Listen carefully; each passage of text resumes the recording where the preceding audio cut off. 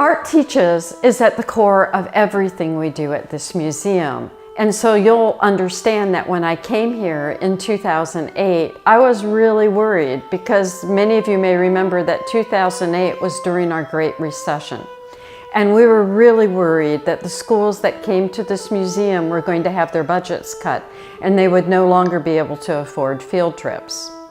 So we thought about it and we came up with this idea: fill up the bus.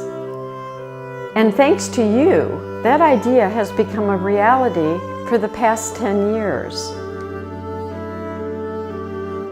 Our gourmet group and exhibition interpreters help raise funds as well. In fact, we provide scholarships to over 70% of our K-12 students coming on tours.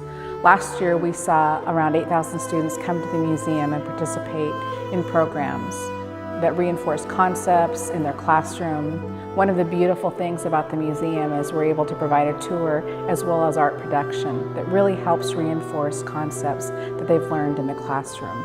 The museum is a source of engagement for them, and they always leave wanting to return for more.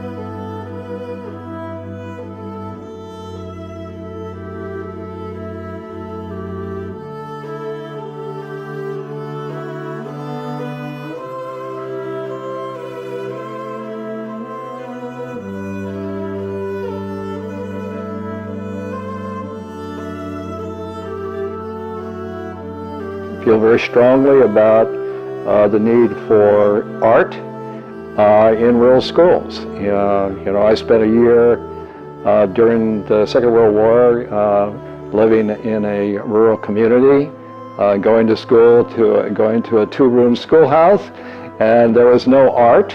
And while I was artistically inclined, it didn't serve me well during that period. So I think it was really a wonderful initiative by the Georgia System Museum of Art, and we clearly wanted to support it very strongly.